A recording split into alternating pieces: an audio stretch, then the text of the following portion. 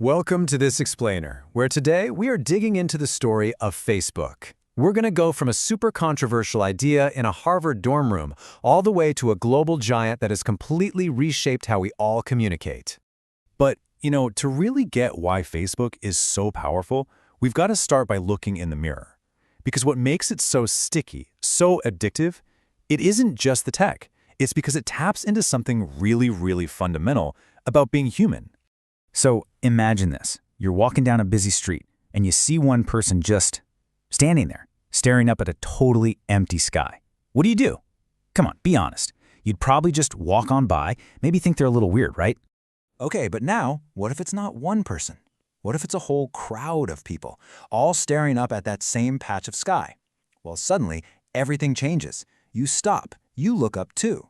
Because if they're all looking, there has to be something worth seeing. That powerful, almost primal urge to join in, that's a core part of us. And it's the exact impulse that Facebook would learn to master. So, who was the college kid who took that simple human trait and managed to build an entire empire on top of it? What's so fascinating when you look at this is that Mark Zuckerberg was anything but an overnight success. I mean, check this out. We're talking middle school, and he's already programming his own stuff. Then in high school, he builds this music player, Synapse, that was so smart it got offers from Microsoft. So by the time he got to Harvard and created FaceMash, a site that went so viral it literally crashed the school's servers, he was already a seasoned pro. But this is where the story gets really murky. Because on one hand, he had a job. He was hired to build a website for some other students called Harvard Connection. But on the other hand, the story goes that he dragged his feet on their project, while secretly, on the side, he was building his own thing using their core idea as a launchpad. And that secret project, of course, became the Facebook. So from that messy, controversial start in a dorm room, Facebook just exploded. And when we peek inside this digital colossus, the numbers, they're kind of hard to even wrap your head around. Let's just start with the number of people. At the time this data came out, we're talking about 1.3 billion, that's billion with a B, people actively using it every single month. That's a huge slice of the entire planet. And the activity, the pace of it all, is just relentless. I mean, think about it. Every 20 minutes, 1 million links get shared, 2 million friend requests go out, 3 million messages are sent. It is a constant, nonstop digital storm of human interaction. And here's a fun little piece of trivia that actually says a lot about the company's early vibe. You know that iconic like button? Well, it was originally going to be called the awesome button. So you can see, they weren't just building features, they were trying to bottle a feeling. And to put the money into perspective, just look at this comparison. At over $200 billion, Facebook's value wasn't just big, it was worth more than giants like eBay, Yahoo, Netflix, and a bunch of others combined. Like add them all up and Facebook was still bigger. It's staggering. And don't forget, all of this digital magic runs on a massive physical foundation. We're talking about data centers, actual buildings, larger than 3 football fields, all humming away, just so you can see your friends' vacation photos in a split second.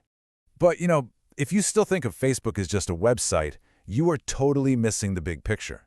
Zuckerberg's ambition was never just about a cool college directory, it was always about building a full-blown empire.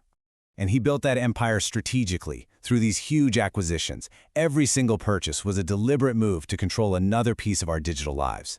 Instagram, bam, they own photo sharing. WhatsApp, now they've got private messaging locked down. And with Oculus VR, well, that was a massive bet on what comes next. You can really see their whole roadmap for the future of sharing right here. It's this clear 3-step evolution. It all started with photos, right? That was the foundation. The transition we're in now is all about video. But their ultimate goal, the next frontier they're shooting for, is fully immersive virtual reality.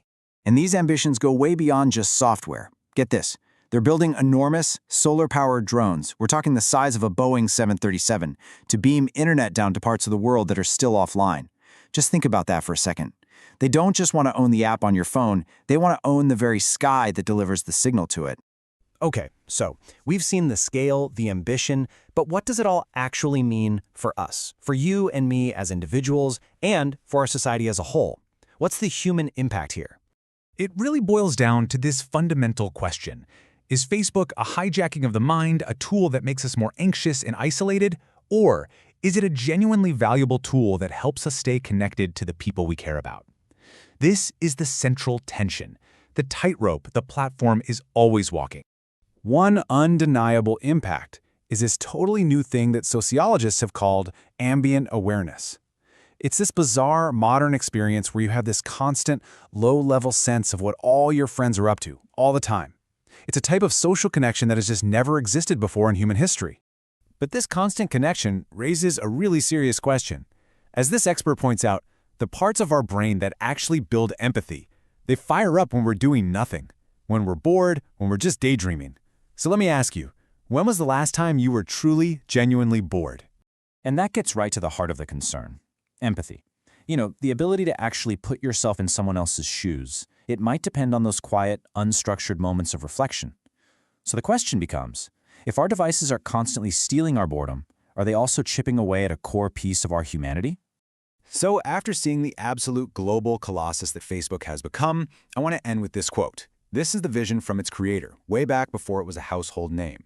He wasn't talking about connecting the world or building virtual realities. He said he just wanted to make a really cool college directory product. It kind of leaves you wondering, did he build the future, or did the future just sort of happen to him?